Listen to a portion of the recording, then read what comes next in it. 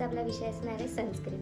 Sunscreen कसं निवडायचं, कुणी लावायचं, कसं घ्यायचं, किती लावायचं, ह्या सगळ्या प्रश्नांची उत्तरं मी तुम्हाला आज देणार आहे. सगळ्यात पहिले आपण बघूयात की सनस्क्रीन म्हणजे नेमकं काय आणि सनस्क्रीन का लावायला हवं. सनस्क्रीन म्हणजे त्याच्या नावातच त्याचा अर्थ दडलेला आहे. सनस्क्रीन म्हणजे काय, तर जे आपल्याला आपल्या त्वचेला उन्हापासून संरक्षण देईल अशा काही प्रोडक्ट, म्हणजे जे आपल्या त्वचेवरती डायरेक्ट येणारे जे UVA, UVB हे जे घातक किरण असतात यांच्यापासून आपलं संरक्षण. सेकंड आपलं असणार आहे सनस्क्रीन हे कुणी लावायचं. सनस्क्रीन अगदी 6 महिन्याच्या बाळापासून ते वयोवृद्ध माणसांपर्यंत सगळेजण लावू शकतात. पण मी असं नाही म्हणणार की हे सनस्क्रीन तुम्ही बाळांसाठी लावा किंवा हे सनस्क्रीन त्या वयोवृद्ध माणसांसाठी लावा. नाही, त्यांची त्वचा, लहान बाळांची त्वचा ही अगदीच नाजूक असते आणि वयोवृद्ध माणसांची त्वचा ही खूप कोरडी किंवा त्वचेला सुरकुत्या पडलेल्या असतात, नाजूक झालेली असते. सो त्यांच्यासाठी जर म्हणजे अगदीच बाहेर जाणारे असतील बाळं किंवा माणसं, त्यांच्यासाठी तुम्ही डॉक्टरांच्या सल्ल्यानेच कुठलंही प्रोडक्ट लावा. थर्ड आपलं असणार आहे सनस्क्रीन का लावायचं. आजकाल आपण बघतो ऊन तर किती वाढलं आहे, बापरे. आणि त्यात आपले जर कोणी जॉबला जाणारे असतील, कोणी कॉलेजला जाणारे असतील, ह्यांच्यासाठी तर रोजच घराच्या बाहेर पडावं लागतं. सो उन्हाच्या कॉन्टॅक्टमध्ये ते रोजच आलेले असतात. मग त्यापासून संरक्षण मिळावं म्हणूनच आपण सनस्क्रीन लावतो. बेसिकली अगदी खूप काही वेगळा त्याचा मीनिंग वगैरे आहे किंवा काही खूप एकदम सायंटिफिकली आन्सर असं काहीच नाही. फोर्थ आपलं असणार आहे सनस्क्रीन कसं निवडायचं. सनस्क्रीन ह्या 2 प्रकारच्या मिळतात. एक आहे मिनरल बेस्ड सनस्क्रीन आणि एक आहे केमिकल बेस्ड सनस्क्रीन. त्याच्या नावातच आहे, त्याचं असं वॉटर टाईप टेक्स्चर असतं आणि रोजच्या आयुष्यामध्ये अगदी हेवी सनस्क्रीन लावण्याची गरजच नाही आहे. तेव्हा त्यासाठी तर तुम्ही मिनरल सनस्क्रीन वापरू शकता. आणि केमिकल सनस्क्रीन म्हणजे म्हणजे तुम्हाला कुठेतरी फिरायला जायचं आहे, वॅकेशन, उन्हाच्या कॉन्टॅक्टमध्ये येणार आहात, जेव्हा बीच साईड असेल फॉर एक्झाम्पल, तर तेव्हा तुम्ही केमिकल सनस्क्रीन वापरा तेवढ्या काळासाठी. बाकी सनस्क्रीन कसं निवडायचं, सगळ्यात पहिले तर SPF 30 पेक्षा जास्त असेल तर उत्तम, किंवा मिनिमम SPF 30 तरी पाहिजेच. आणि PA हा खूप मोठा रोल प्ले करतो.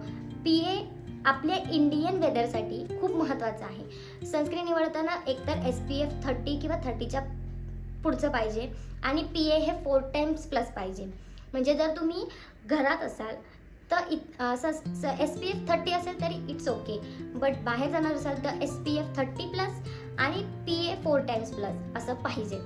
मी काही सनस्क्रीन घेतल्या होत्या ज्या मी रिव्ह्यू केल्या आहेत आणि मला कशा वाटल्या आहेत हे मी तुम्हाला सांगणार आहे. सगळ्यात पहिले तर आपण ऑइली स्किनसाठी मला आवडलेल्या काही बेस्ट सनस्क्रीन बघणार आहोत. सगळ्यात पहिली तर ही आहे फिक्स डर्माची, ज्यामध्ये ही अगदी जेल फॉर्ममध्ये असते. अशी याची टेक्स्चर आहे, अगदी स्मूथली असं ग्लाइड होऊन जातं स्किनमध्ये आणि ॲब्झॉर्ब सुद्धा पटकन होतं. खूप छान आहे, मला पर्सनली खूप आवडते ही. म्हणजे माझी तर माझी ड्राय स्किन आहे, पण माझ्या नवऱ्याची ऑइली स्किन आहे, त्यांच्यासाठी तर ही मला खूप आवडली. जेल फॉर्ममध्ये आहे, SPF 30 प्लस आहे, प्लस ह्याच्यामध्ये UVA and UVB, PA 3 times plus आहे. ऑइली स्किनसाठीची दुसरी सनस्क्रीन माझी आवडती म्हणजे ही हायफनची. SPF 50 आहे आणि PA 4 टाइम्स प्लस आहे, अगदीच बेनिफिशियल. याच्यामध्ये काकाडू प्लम आहे, नायसिनामाइड आहे, कोजिक ॲसिड आहे आणि सेरामाइड सुद्धा आहे. ह्याचं टेक्स्चर मी तुम्हाला दाखवते.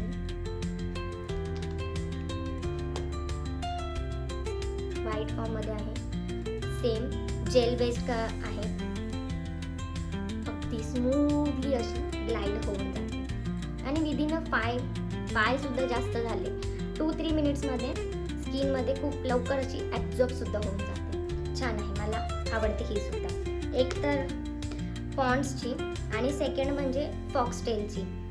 पॉन्ड्समध्ये SPF 35, PA 4 टाइम्स प्लस आहे. कधीही सनस्क्रीन निवडताना ऑइली स्किनसाठी कधीही जेल बेस्ड सनस्क्रीन असेल तर वेल अँड गुड. ड्राय स्किनवाल्यांसाठी क्रीम फॉर्ममधली सनस्क्रीन निवडायची आणि ज्यांची कॉम्बिनेशन आहे त्यांना दोन्हीही चालून जातात. पॉन्ड्सची सनस्क्रीन असं टेक्स्चर आहे, याचं क्रीमी आहे, एकदम क्रीमी, अजिबात व्हाईट कास्ट वगैरे सोडत नाही, छान आहे. त्यानंतर आहे आपल्याकडे फॉक्सटेलची. ही सुद्धा ड्राय स्किनवाल्यांसाठी अगदी उत्तम आहे. माहीत नाही, याचे असे मिक्स्ड रिव्ह्यूज बघितले मी इंटरनेटवर.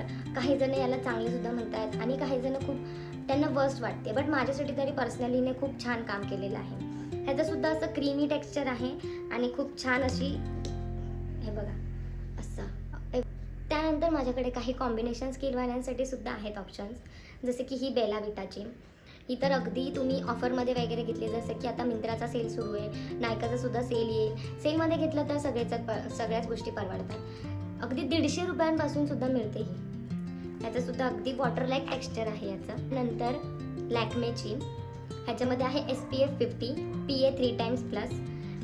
लॅक्मेचे सगळेच प्रोडक्ट खूपच चांगले असतात. सनस्क्रीनसुद्धा खूप छान आहे, बट मला तितकी नाही आवडत, बिकॉज ही थोडंसं व्हाईट कास्ट देते, मला नाही आवडत. त्यामुळे पर्सनली त्या गोष्टीमुळे, बाकी तर खूप छान परफॉर्म करते. त्यानंतर ज्या लोकांना मेकअप करायला आवडत नाही पण तरीही सुंदर दिसायचे, चेहऱ्यावरती डार्क स्पॉट्स आहेत आणि पिगमेंटेशनसुद्धा आहे, ते सुद्धा रिमूव्ह करायचे आहे, तर त्यांच्यासाठी टिंटेड सनस्क्रीन हा एक मार्केटमध्ये आलेला उत्तम पर्याय आहे.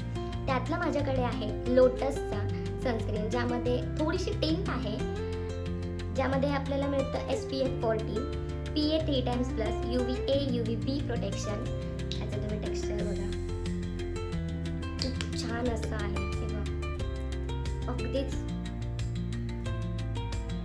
म्हणजे तुम्हाला असं कुठेतरी छोट्याशा प्रोग्रामला जायचं आहे, कोणाच्या तरी घरी काहीतरी बड्डे पार्टी आहे, डोहाळे जेवण आहे, किंवा छोटीशी अशी काहीतरी पार्टी आहे, कुणाचं छोटंसं असं काहीतरी समारंभ आहे जिथे तुम्हाला जायचं आहे, बट खूप जास्त हेवी लुकसुद्धा करायचा नाही, मग त्यासाठी तुम्हाला बेस्ट पर्याय आहे टिंटेड सनस्क्रीन घ्यायचं. खूप छान अफोर्डेबल. ह्या ज्या काही तुम्हाला मी सनस्क्रीन्स दाखवल्यात ह्या अगदी अफोर्डेबल प्राइसेसमध्ये आहेत. 400च्या आतमध्ये तुम्हाला मिळून जाणार. सनस्क्रीन लावा, त्वचा सुरक्षित ठेवा, अँटी पिगमेंटेशन पासून वाचवा, अँटी एजिंगपासून वाचवा त्वचेला, आणि छान दिसा, उत्तम राहा. कशी वाटली आजची व्हिडिओ हे तुम्ही मला कमेंटमध्ये नक्की सांगा. चॅनलला सबस्क्राईब केलं नसेल तर सबस्क्राईब करा आणि लाईक करा, शेअर करा.